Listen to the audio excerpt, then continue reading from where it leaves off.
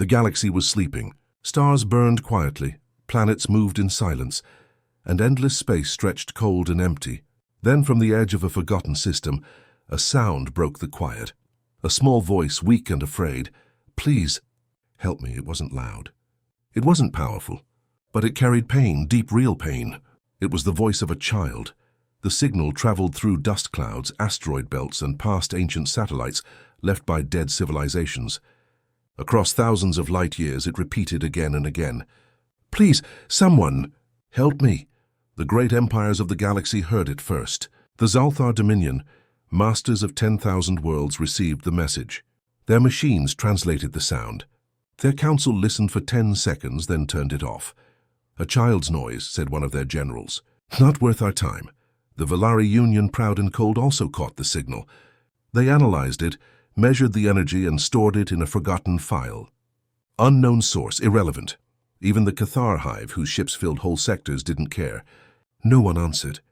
The galaxy, vast and powerful, stayed silent, but the signal didn't stop. It kept moving, weaker and weaker, until it reached a small blue planet, Earth. At the Deep Space Listening Station in Chile, a lonely night shift operator named Amara Diaz noticed something strange on her monitor. A repeating pulse. Not static, not noise, a pattern. She frowned, adjusted the frequency, and heard it again. A voice, soft, crying, not human. Her hands trembled. "Control, this is Station 3. I think we've got something." Within hours, NASA, ESA, and the United Earth Network were listening. Scientists argued. Some said it was a hoax. Others said it was the first true alien message. Then the translation AI finished processing the words. "They came from the stars. My world is gone. Please, someone." The room went silent. A small child's voice, full of fear, full of loss. Dr. Harlan, the lead scientist, leaned back. "She's asking for help," he said quietly. And nobody answered. 3 days later, the United Earth Council held an emergency meeting. Admirals, diplomats, and scientists filled the hall. The message played once more, echoing through the speakers. Some said it was too dangerous. "We don't know what's out there," argued Admiral Singh. "It could be a trap." Others looked ashamed. "If it's real," said Amara, "and we ignore it, what does that make us?" The debate lasted for hours. But in the end, a single sentence decided it all. Dr. Harlan stood up and said, "If humanity truly wants to join the stars, let us be the kind of species that answers a cry for help." The council voted. Mission approved. 3 weeks later, deep in orbit, the exploration ship Aurora prepared for launch. It wasn't a warship, just a long-range science vessel. But inside, its crew knew the risk. They were going into unknown space, chasing a ghost signal from a dying world. Captain Elias Mason, calm but stern, stood before his team. "We don't know who sent the message," he said. "We don't know what we'll find. But remember this, when we heard a child crying, humanity didn't turn away. The engines roared. Blue light filled the hangar. The Aurora rose like a star, leaving Earth behind. Weeks passed in silence. The Aurora crossed empty sectors where no life existed. They followed the signal's trail, weaker and older with every light year.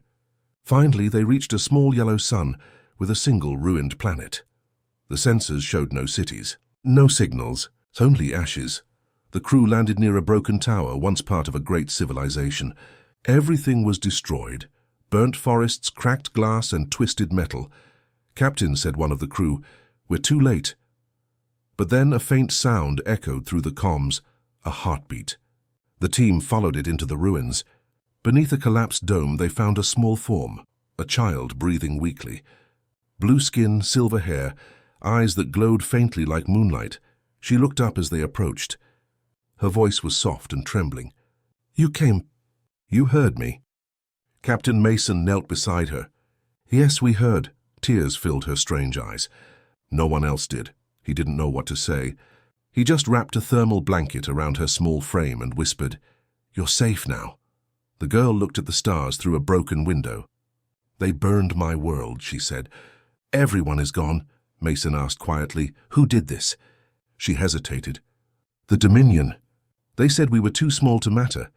As the Aurora lifted off, a soft light faded behind them, the last fires of a dead planet. Lyra, the alien child, sat quietly in the medical bay, clutching a broken transmitter. Her eyes were full of questions and fear. Outside, the stars looked peaceful again. But they were not. Far away in the dark, a massive warship turned its sensors toward them. The Zolthar Dominion had noticed the human ship that dared to interfere. A cold voice echoed in the darkness. "Locate the Aurora. Retrieve the child. Eliminate witnesses." The galaxy had ignored her cry. But now, because humans didn't, something had changed. Something powerful had awakened in the dark. Hope. The Aurora sailed through the silent dark, carrying something no human ship had ever carried before. A living alien child. Her name was Lyra. Her skin glowed faint blue under the medical lights, her eyes deep and sad like twin moons. She spoke little. Most of the time she sat near the window, staring at the stars that had once been her home. Captain Elias Mason often watched her from afar. He was a man used to solving problems with logic and command. But this small, fragile being who had lost everything, made him feel something he couldn't put into words. Dr. Amara Diaz, the same scientist who had first heard Lyra's call from Earth, now worked to help her recover. Lyra's wounds were healing, but her heart, that was another matter. One evening, as the ship drifted quietly between systems, Amara sat beside Lyra in the observation room. Lyra broke the silence first. "You came," she said softly. "When no one else did." Amara smiled gently. "We heard your voice. We couldn't just ignore it." Lyra's small hands trembled. "The others heard too. The big empires. They have strong fleets, strong minds. But they did nothing." Her voice cracked. "Why?" Amara didn't answer right away. She looked out at the stars and whispered, "Sometimes power makes people forget compassion." Lyra tilted her head, confused. "Compassion? It means caring for someone you don't have to care for," Amara explained. Lyra looked back out at the stars, eyes wet with tears. "Then humans are strange. You care for someone who is not even your kind." Amara smiled sadly. "Maybe that's what makes us human." In the command deck, Captain Mason studied the data from Lyra's broken transmitter. The signal wasn't just a distress call. It contained encrypted fragments, strange patterns of light and code. "Looks like someone tried to erase this before she sent it," said Lieutenant Rahim. Mason frowned. "Can we decode it?" "Maybe, but, Captain, if we do, someone else might be listening too." Mason leaned back. "We already took her in. There's no turning back now." He didn't know that far behind them, hidden in the shadow of a comet, a dark ship was following. The same warship that had destroyed Lyra's world. The Zolthar Dominion had found their trail. That night, the Aurora's alarms broke the silence. Red lights flashed. "Unidentified vessel detected," shouted Rahim. Mason ran to the deck. "Distance? 30,000 kilometers and closing fast." "They're not answering hails." On the main screen, a giant shape appeared. Black steel covered in glowing red symbols. Lyra stepped into the room, pale with fear. "It's them," she whispered. "The Dominion." A cold voice came through the comms. "Human vessel, you are harboring stolen property of the Dominion. Release the child immediately or be destroyed." Mason stood firm. "She's not property. She's a person, and you'll have to go through us." A pause. Then laser fire. The space around the Aurora lit up with blue and red explosions. The smaller human ship shook violently, shields flickering. "Return fire," Mason ordered. The crew fought back bravely, their small cannons blazing against the massive warship. The Aurora twisted through debris, dodging beams that could slice a moon in half. Inside the chaos, Lyra stood frozen, tears streaming down her cheeks. "Please stop. They will kill you because of me." Amara grabbed her shoulders. "We're not giving up on you, ever." Lyra looked into Amara's eyes, and something changed inside her. Her palms began to glow faintly, light pulsing under her skin. The ship's AI sensors started to react. "Captain," said Rahim, "some kind of unknown energy is building inside the medical bay." Lyra raised her hands instinctively. A wave of golden light spread across the Aurora, forming a shimmering shield that absorbed the next enemy blast. The crew watched in shock. "What did she just do?" whispered Mason. Lyra fell to her knees, exhausted. "I don't know. It's something they wanted me for. Something my people protected." The Dominion ship hesitated, scanning the new energy signature. Then it pulled back into the shadows. "They're retreating," Rahim asked. Mason shook his head. "No, they're waiting. They'll come again, with more." After the battle, the Aurora drifted in silence. Systems damaged, crew shaken, but they were alive. Lyra slept in the med bay, dreaming of her burning world. In her sleep, she whispered words in her native tongue, words Amara's translator softly repeated, "Don't let them win. The light must survive." Mason stood by the observation window, watching the stars move slowly past. Amara joined him. "She's not just any child," Amara said quietly. "Whatever power she has, the Dominion wants to control it. Or destroy it," Mason nodded. "Then we'll protect her, no matter what it takes." He looked at Earth's direction, faintly glowing somewhere far behind them. "When humanity went to the stars, we hoped to find friends. Not wars, but maybe this is the test." Amara looked at him. "What kind of test?" "To see if we deserve to call ourselves human." Far away on the Dominion flagship, a commander watched the footage from the battle. His eyes glowed red in the dark. "The humans resist," he said with cold amusement. "They are small, but stubborn." He turned to his officers. "Prepare the fleet. The child will not reach Earth." As the stars turned cold again, the Aurora continued its journey, a fragile ship carrying hope, a secret, and the last child of a dead world. And though the galaxy still didn't care, the humans did, and that made all the difference. The Aurora drifted in the quiet dark, its hull scarred from the last battle. Inside, the crew worked in silence, repairing systems and patching broken circuits. No one spoke much. The shock of what they had seen, the Dominion warship, the child's strange power, and the enemy's threat, still hung heavy in the air. Captain Elias Mason stood alone in the command room, watching the stars. They looked peaceful, almost innocent. But he knew better now. Space wasn't silent anymore. It was watching. In the med bay, Lyra sat by the window again, legs pulled to her chest. Her small reflection stared back at her, scared, lost, but slowly healing. Dr. Amara Diaz entered quietly, carrying a tray of food. "You need to eat," Amara said softly. Lyra shook her head. "I don't feel hungry." "You'll need your strength," Amara insisted, sitting beside her. "We're going to reach Earth soon." Lyra looked up, curious. "Your world, is it beautiful?" Amara smiled gently. "It's home. We have oceans, forests, cities, and music. We fight sometimes, but we always find a way to start again." Lyra's eyes filled with wonder. "That sounds like how my people were before—" Her voice trailed off. Amara reached out, holding her small hand. "We'll make sure what happened to your world never happens again." But deep inside, Amara wasn't sure. The Dominion was powerful, too powerful. Later in the ship's main lab, the crew worked to decode the fragments inside Lyra's transmitter.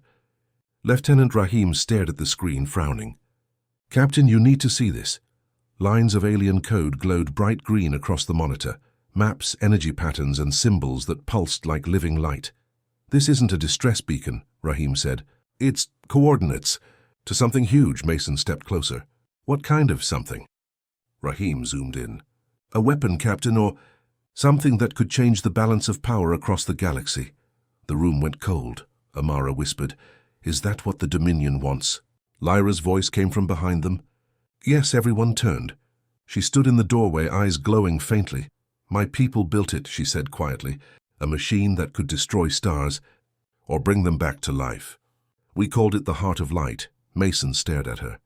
"Why would anyone build something like that?" Lyra looked down. "To protect ourselves. But the Dominion found out. They feared it. They attacked before we could finish it." Amara sighed. "So they killed your world to stop it from existing?" Lyra nodded slowly. "And now they want me. Because my DNA is the only key to activate it." The room fell silent. Hours later, alarms blared again. "Captain!" Rahim shouted. "Multiple contacts, 3 ships closing fast." The Aurora jolted as explosions lit up the space outside. The Dominion had returned. "Evasive maneuvers," Mason ordered. The ship twisted between debris fields, dodging plasma fire. But this time the enemy wasn't trying to destroy them. They were trying to capture. "Targeting our engines," cried the pilot. "Send distress call to Earth Command," Mason shouted. "Tell them we've made first hostile contact." Static filled the radio. The Dominion was jamming all frequencies. The Aurora fired back, but it was like throwing stones at a storm. A massive explosion rocked the ship. Panels burst, alarms screamed. Lyra ran to the bridge. "You can't fight them like this." "You'll die!" Mason turned sharply. "We don't run from bullies." Lyra's eyes glowed brighter. "Then let me help." She raised her hand. The same golden energy pulsed again, spreading across the walls like sunlight. For a moment, the Dominion's weapons failed. Their ships flickered, losing control, but the power drained her fast. She collapsed. "Lyra!" Amara caught her. Mason shouted, "Full speed! Get us out of here!" The Aurora jumped to hyperspace, leaving behind trails of golden light. When they finally stopped, the ship was half broken, but alive. The crew sat in silence, breathing heavily. Mason looked at Lyra lying unconscious. "She saved us again," he said softly. Rahim nodded. "But Captain, she can't keep doing this. That power, it's burning her from the inside." Amara clenched her fists. "We need help. We can't face the Dominion alone." Mason stared at the stars ahead. Then it's time Earth Command knew the truth. He turned to Rahim. "Send the coordinates. Tell them we're bringing home a child and a war." Far across the galaxy, in the grand halls of the Dominion capital, Lord Varian, Supreme Commander of the fleets, stood before a hologram of the Aurora. His voice was calm, cold, and cruel. "The humans have taken what is ours," he said. "They hide behind their small planet and weak armies, but they don't understand what they've done." A Dominion officer bowed. "Shall we crush them, my lord?" Varian smiled faintly. "No, not yet. Let them bring the child home. Let the galaxy see who dares defy the Dominion. Then we strike, not at one ship, but at an entire species." Back on the Aurora, Amara watched Lyra sleep, her faint blue glow flickering softly. Mason stood beside her. "She's just a child," he said, "and yet the fate of galaxies may rest in her hands." Amara whispered, "Maybe it's not just her fate. Maybe it's ours too." Outside, the stars shimmered with quiet warning, the calm before a storm that would soon engulf humanity, and as the ship drifted toward home, the shadows of the Empire grew longer.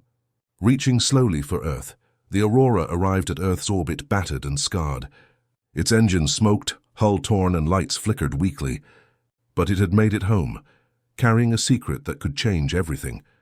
As the ship approached the orbital dock, the world below glowed blue and alive. Oceans, lights, and clouds swirling together. To Lyra, who had never seen Earth before, it looked like a dream. Her weak voice whispered, "It's beautiful." Captain Elias Mason nodded quietly. "And now it's your home too." In the next days, everything changed. The moment the Aurora landed, Earth Command declared a state of emergency. Every major news network spoke the same words. Humanity has made first contact, and it's war. At the Global Defense Headquarters in Geneva, the highest leaders met behind locked doors. Admirals, generals, and scientists filled the room. At the center sat Lyra, small, calm, and frightened, beside Amara Diaz. The Council watched recordings from the Aurora, the battle, the Dominion warships, and Lyra's strange golden power. When it ended, silence filled the room. Admiral Singh finally spoke. "If what we've seen is true, then an alien empire is coming for us. We must prepare for invasion," Dr. Harlan added quietly. "And we must protect her. She may be the key to something far greater than we understand." Captain Mason stood up. "They will come. And when they do, we won't beg. We'll stand." Within days, the planet united like never before. Factories shifted from civilian work to defense. Shipyards on Mars and the Moon built new fleets at record speed. Old rivalries between nations vanished overnight. Humanity, once divided, now had one purpose: survive. News broadcasts carried the message everywhere. For the first time in history, the human race stands as one. In orbit, a new fleet was forming, dozens of ships, small but fast, built by engineers who worked day and night. They called it the Ascendant Defense Line. Lyra watched all this from a safe facility in the Alps. She felt guilt heavier than her heart could bear. "I brought this to you," she said softly to Amara. "If I had never sent the signal—" Amara placed a hand on her shoulder. "Then you would have died alone. And maybe we would have stayed blind to the danger that's always been out there." Lyra frowned. "But your people might be destroyed because of me." Amara shook her head. No, because of what we stand for. We don't run from those who threaten the helpless. Not on Earth, not in the stars. Lyra looked up at her, tears glimmering. You humans. You fight for things you can't even touch, Amara smiled.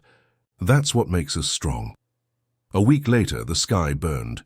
The Dominion fleet entered the solar system, black ships, vast and cruel, blocking out the stars. Thousands of them. Every human sensor screamed warnings. Panic spread across the world. But in orbit, Captain Mason stood aboard the UN Valor, the new flagship of Earth's defense. Beside him, Rahim handled the tactical systems. This is it, Mason said quietly. The moment history decides who we are. Rahim looked up. Orders, sir? Mason's eyes hardened. We fight. The first battle of humanity began. The sky turned into fire. Human ships launched from Mars, Luna, and Earth. Small, fast, creative. Dominion ships were bigger, stronger, but predictable. Humans fought differently. They improvised. A squad of engineers turned mining drones into guided bombs. Pilots used the debris of destroyed ships as cover. And every time a human ship fell, 10 more took its place. The stars were quiet again, but not for long. Humanity had survived the first battle with the Dominion, but every sensor in the solar system warned of more warships approaching. Thousands of them, vast and dark. The Dominion had not forgotten. Earth's leaders knew the stakes. This wasn't just about one child anymore. It was about the survival of a species, the survival of hope. Captain Elias Mason stood on the command deck of the UN Valor, flanked by Admiral Singh and Lieutenant Rahim. Before them, the human fleet, ships from Earth, Mars, and the Moon, waited like a line of swords pointed at the sky. Amara Diaz joined them, her eyes fixed on Lyra, who hovered in the observation deck above. Lyra's hands glowed softly, pulsing golden light. She had learned to control her power, but each use drained her. She looked down at Earth, her new home, and whispered, I don't want to hurt anyone, but I will protect them. The Dominion arrived in full force. Black ships moved like shadows covering the stars. They unleashed weapons that could destroy continents with a single strike. Mason gave the order. Engage, hold nothing back. The battle erupted. Laser fire, energy blasts, and explosions turned the sky into a storm of light. Human ships dodged, fired, and sacrificed themselves to protect the civilians below. Lyra's golden aura spread across the fleet like sunlight, forming shields around the ships. Every attack the Dominion launched was blocked. Every attempt to destroy the fleet failed. In the medbay, Lyra's strength waned. She sank to her knees. I can't hold it much longer, she whispered. Amara rushed to her side. You are humanity's heart, Lyra, but it's not just yours. Let the humans fight with you. Lyra's eyes widened. They can? They will? Amara smiled. Watch. On the bridge, Mason saw something he never expected. From far-off systems, small alien ships, races the Dominion had conquered, appeared. They answered Lyra's call. Thousands joined the fight, inspired by humans and the child who would not give up. Mason's voice was steady. We are not alone. Humanity does not stand alone. The Dominion commander, Lord Varian, roared in fury. How is this possible? These weak species, following humans? Amara whispered. Because someone showed them hope. Lyra rose slowly, golden light shining brighter than ever. She stretched her hands, and the light reached the Dominion fleet, enveloping their ships like a wave. Systems failed. Weapons went dark. Engines froze. The Dominion fleet could not fight what they could not touch, the light of hope, courage, and unity. For the first time, the galaxy saw that humans did not rely on power alone. They relied on compassion, intelligence, and courage. The battle ended as suddenly as it began. The Dominion retreated, their massive fleet shattered and humiliated. On the human side, ships were damaged, some lost, but humanity had survived and triumphed. Lyra sank to the floor, exhausted. Amara caught her in her arms. You did it, she said softly. Lyra looked up, weak but smiling. We did it. Captain Mason knelt beside her. No, humanity did it. You were the spark, but we all stood together. Lyra's eyes glimmered with tears. The galaxy ignored me, she said. But humans didn't, Mason smiled. And now the galaxy knows who we are. Months later, Lyra stood before the Galactic Council representing humanity. She was no longer a child of a destroyed world. She was a symbol of hope, courage, and unity. Humanity was respected now, not feared for weapons, but admired for its heart. She spoke softly. But all listened. In a galaxy of silence, of cruelty and greed, humans chose to care. We answered a cry for help. We fought not because we wanted power, but because it was right. And if humanity can stand, maybe the rest of the galaxy can too. On Earth, children looked at the night sky differently now. They dreamed of flying to the stars, not for conquest but for exploration and compassion. Humanity had shown the galaxy a new way, that hope, courage, and unity were stronger than empires. And in a quiet corner of the universe, Lyra watched the stars, smiling. A lost child had found a home, and humanity had found its destiny. The galaxy had ignored her cry once, but humanity had answered, and now, humanity ascendant,